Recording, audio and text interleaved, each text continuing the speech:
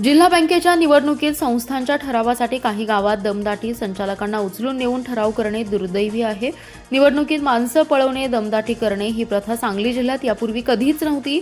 सहकारात गुन्हेगारी प्रवृत्तीचा होऊ घातलेला शिरकाव वेळीच रोखला पाहिजे, असं मत राष्ट्रवादीचे नेते आमदार जयंत पाटील यांनी जिल्हा बँकेच्या वार्षिक सभेत बोलताना व्यक्त केलंय. जिल्हा बँकेची 99वी वार्षिक सर्वसाधारण सभा पार पडली आहे. यावेळी जयंत पाटील बोलत होते.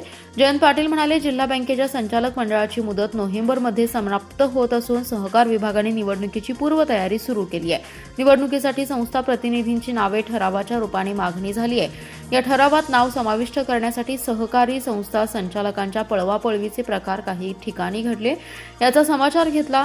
जिल्ह्यात यापूर्वी माणसे पळवून नेण्याची कधीच प्रथा नव्हती. खुलेपणाने निवडणुकीला सामोरे जाऊन लोकशाही मार्गाने सत्ता मिळवणे हेच आपल्या जिल्ह्यात घडत आले. मात्र आता काही ठिकाणी माणसे पळवून दहशतीने ठराव करण्याचे प्रकार जर घडू लागले तर सहकाराच्या दृष्टीने घातक ठरू शकते.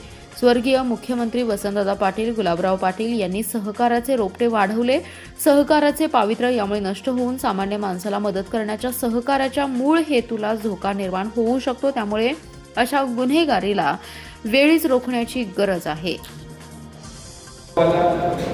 बँकेला बरखास्त करावं, बँकेची चौकशी करावी, असे बरेच प्रयत्न महाराष्ट्रात चालू आहेत.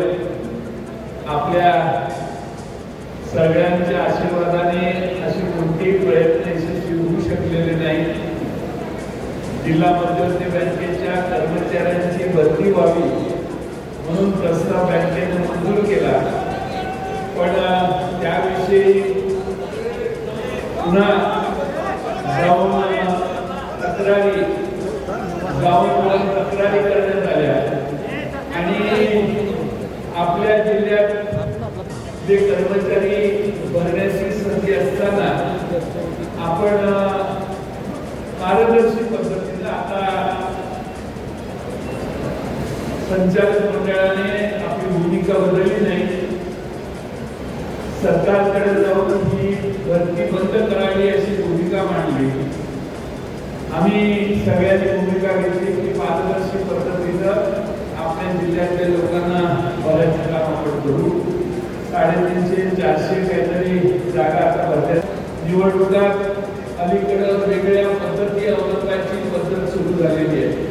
माणसं पळवणे, माणसांना दमदाटी करणे, माणसांना जाऊन माणसं उचलून पाहिजे ते घराव करणे ही प्रथा सांगली जिल्ह्यात यापूर्वी कधी नव्हती. पण ही दुर्दैवाची प्रथा काही भागात या जिल्ह्यात पडायला लागलेली आहे. काही घटना अशा झालेल्या आहेत आणि त्यामुळं या सहकारी चळवळीमध्ये चुकीची लोक घुसणं, गुन्हेगारी प्रवृत्ती या सहकारी चळवळीत घुसणार नाही याची देखील काळजी आपल्याला हातात हात घालून वसंतराव दादांच्या या जिल्ह्यामध्ये आपल्याला करून दाखवली पाहिजे. तर या जिल्ह्यातल्या सहकारी चळवळीत आपण पूर्ण ताकदीनं चांगल्या सत्प्रवृत्तींना प्रोत्साहन देण्यासाठी या सहकारी संस्था एकत्रितपणाने चालवतोय. आणि म्हणून माझी आपल्या सगळ्यांना विनंती आहे की अशा वेगळ्या प्रवृत्त्या या सहकारी संस्थांमध्ये शिरणार नाहीत याची देखील काळजी तुम्ही सगळे घ्याल असा विश्वास मी या निमित्ताने व्यक्त करतो. आज मोठ्या संख्येनं आपण या ठिकाणी आलात. मला मानसिंगराव नाईक यांनी विचारून सांगितलेलं की 5वी शेवटची जनरल सभा आहे आणि मग निवडणूक आहे. त्यामुळं मी पहाटे मुंबईला येऊन आलो आणि सकाळच्या इथं पोहोचलो. पण मानसिंगराव नाईक यांनी गेले 5 वर्ष अतिशय चांगली संस्था सांभाळली, चांगल्या पद्धतीने कारभार केला, सर्वांना दिलासा देण्याचं, विश्वास देण्याचं काम केलं. म्हणून मानसिंगराव नाईक आणि जयसिंग ताई या चेअरमन, व्हाईस चेअरमन या दोघांचे मी मनपूर्वक अभिनंदन करेन. संचालक